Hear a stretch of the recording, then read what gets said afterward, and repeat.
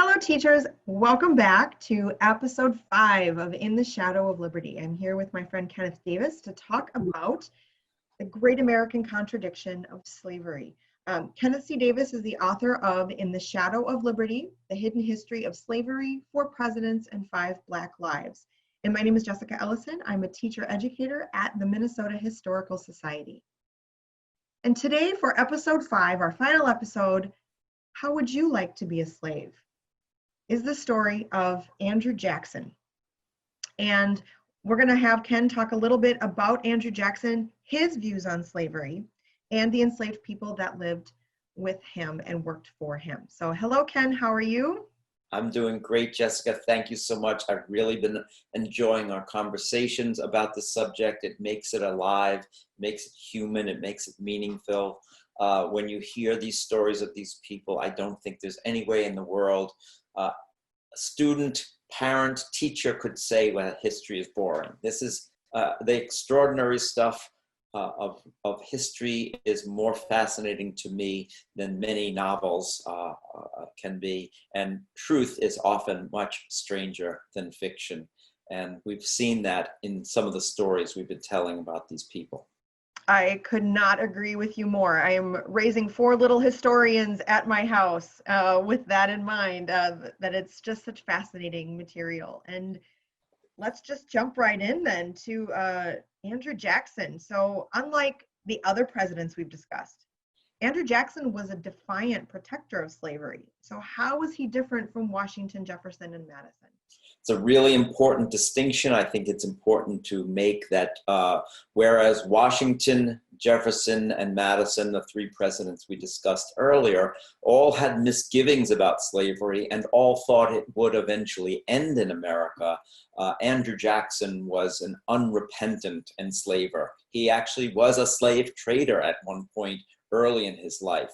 A boy born in abject poverty, struggled through the American Revolution, actually took part in the American Revolution as a teenager, was captured by the British, had a hatred of the British for the rest of his life because of that, was very, very passionately a believer in the ideals of the American Revolution and what the American Revolution was about, but only for people like him, free white men. And so it's important to understand that.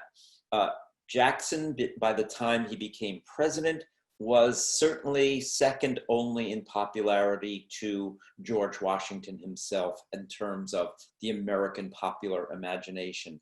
He'd become a hero. In our last episode, we talked about the War of 1812.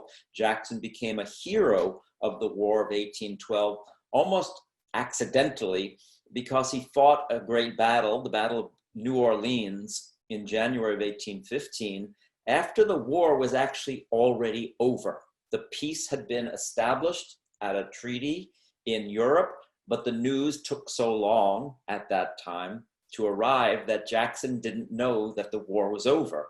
So the greatest single battle, large pitched battle of the American War of 1812 was the Battle of New Orleans, and Andrew Jackson emerged as a complete hero from that, eventually rode that heroism into the presidency after some bitter duels with John Quincy Adams, who preceded him as president.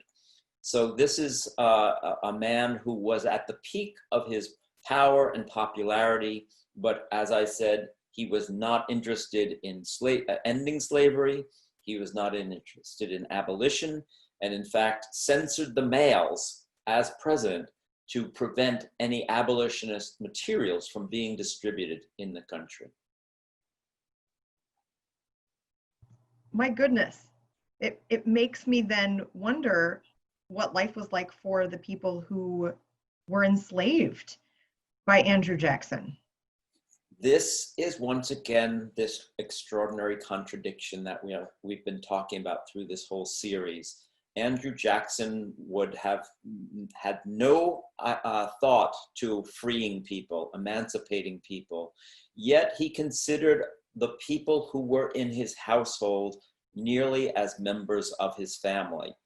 Washington and Jefferson and Madison, to a degree, had this same feeling. With Jefferson, it seems to, with Andrew Jackson, it seems to have been even more powerful. And in the book, In the Shadow of Liberty, I described this extraordinary scene in which Andrew Jackson, an aging president, still at the peak of his power and popularity, actually pays for the defense of 4 of his enslaved people who have been accused of murder. 3 men go out to a party, a Christmas party. That's right, enslaved people went to Christmas parties, and they sang and they danced and they argued and they fought. Someone gets killed at this party. Some of Andrew Jackson's enslaved men are accused of murder. Jackson pays for their defense and actually sits in the courtroom while they're being tried. They're all acquitted. Does his presence have anything to do with that? I think so. Most historians would agree. But it again points up to this relationship. Why does a man who, in favor of slavery, go to such lengths to make sure that enslaved people are not convicted of murder? Well, partly it was they represented a great financial value to him. If he had had to replace those 3 enslaved men, if they were convicted of murder and executed, as they would have been, it would have been very expensive. But it seems to be something more than that, that he does have some feelings of affection for these people, which really comes to pass in one of the images that we're going to talk about, which is the scene of Andrew Jackson on his deathbed. So then, who was Alfred Jackson? Alfred Jackson was one of those 3 men. Alfred Jackson was born into slavery at the Hermitage, the name of Jackson's plantation just outside of Nashville, Tennessee, and you can still go and visit it there today. It's a rather one more of these extraordinary presidential personal homes that are also museums and libraries and wonderful research institutions. So you can go and see what life was like for both Andrew Jackson and for the enslaved. Alfred Jackson, and there's no suggestion that Andrew Jackson was his father. It was very typical for enslaved people to be named after the person who enslaved them, not necessarily because they were he was his father. There's no suggestion of that. In fact, Andrew Jackson had no natural children. We don't know if he was unable to have children or if his wife was, but no record of children for Andrew Jackson. So Alfred spends his whole life growing up and then living at the Hermitage, very devoted by all accounts to Andrew Jackson. And he is one of the 3 men who's charged and eventually acquitted. And so when Andrew Jackson comes back to the Hermitage after his presidency in his old age, Alfred is one of the people who is there taking care of him and taking care of his family. And Alfred is there on the day that, just as Paul Jennings was there when Madison dies, Alfred Jackson is there when Andrew Jackson dies. So after Andrew Jackson's death, then what happens to Alfred Jackson? This is the truly extraordinary part of the story. You know, some of the people that we've spoken of before in the earlier episodes either bought their own freedom or, in a judge's case, ran away and was able to keep her freedom. And Andrew Jackson, after his death, of course, this was before the Civil War, Alfred remains there at the Hermitage and is there right through the Civil War. And when emancipation comes, Alfred and his wife remain at the Hermitage. They weren't freed. They could have gone anywhere they liked, but they choose to remain and take care of the Hermitage and to take care of some of the descendants of Andrew Jackson who remained at the Hermitage and were in pretty poor financial straits by that time because of the depredations of the war and how costly it had been to the Confederate economy.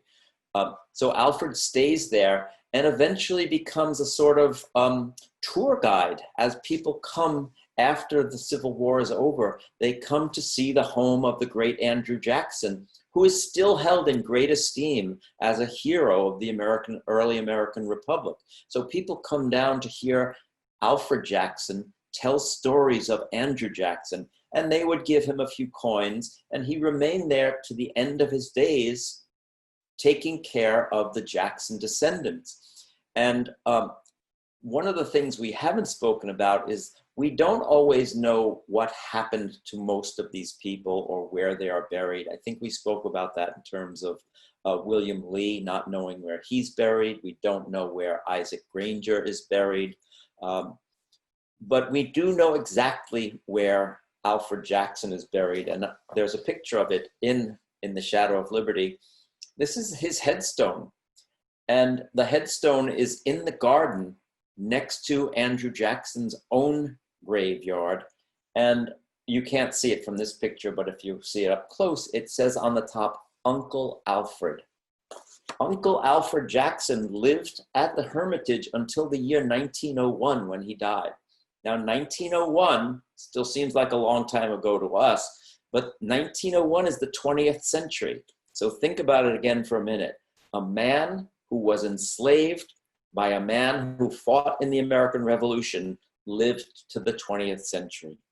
That's how close we are to this story. And in his case, we have a photograph of him taken, it's also in the book, taken very near the end of his life.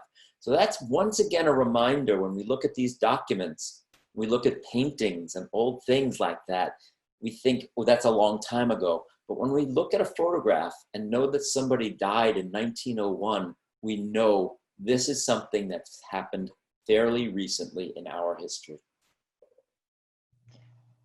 And we continue to gather new evidence and new information about these stories, which really illuminates these human beings for the complexities that they were, because we're complex as humans. And so I think it's important for us to remember that people in the past are complicated as well. All right, well, that's an incredible story. 1901, when you put it like that, does not seem like very long ago.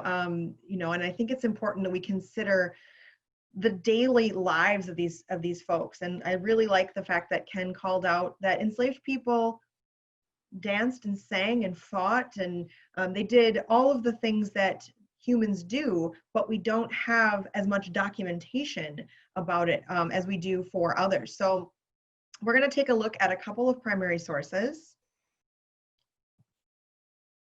related to the Jacksons and the lives that they lived. So we have the black and white engraving, Death of General Andrew Jackson, which you can see is kind of a stylized print, very common at the time, but it shows Andrew Jackson surrounded by family, loved ones, friends.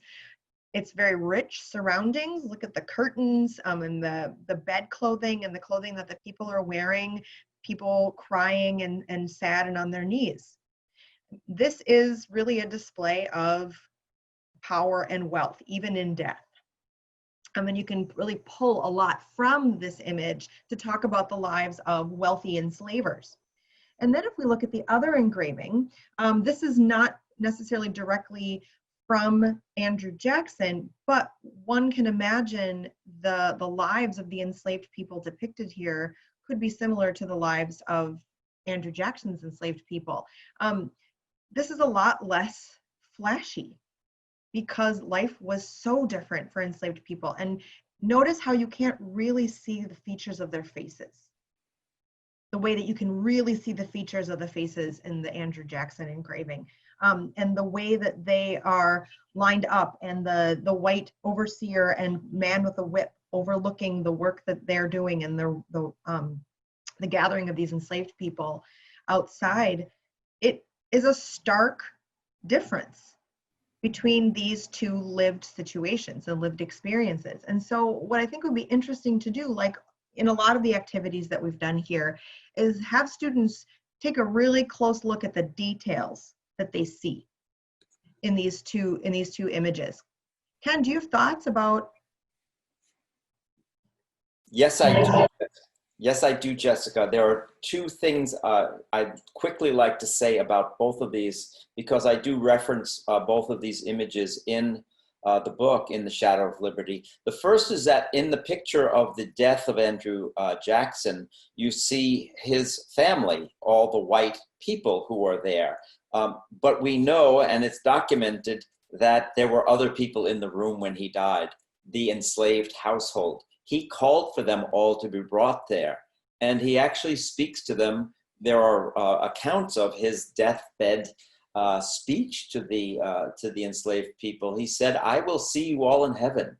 A rather extraordinary notion coming from this man.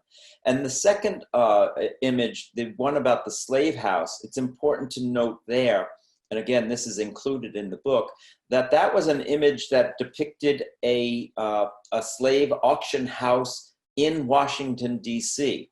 At the time that this lithograph was created, the abolition movement was going on. Slavery was still legal in Washington, D.C., and the slave trade was still legal. So this picture is actually something that would have been passing by the White House and the Congress, the center of what we think of as American freedom and liberty. These were the scenes there. So it's the stark contrast not only of what the lives of these people are like, but also the fact that this was going on in the nation's capital as the abolition movement is really gathering force and gathering steam in the 1830s while Andrew Jackson is president. I love that. Thanks for that clarification, because then that brings up another point that you can discuss with students is what is absent from these images. You know, once you take a look and you get more of the context of these two stories, it's a great discussion to have with students about, well, what was included and what was excluded by the creators of these images. So that's an excellent way to get kids really thinking deeply about these sources.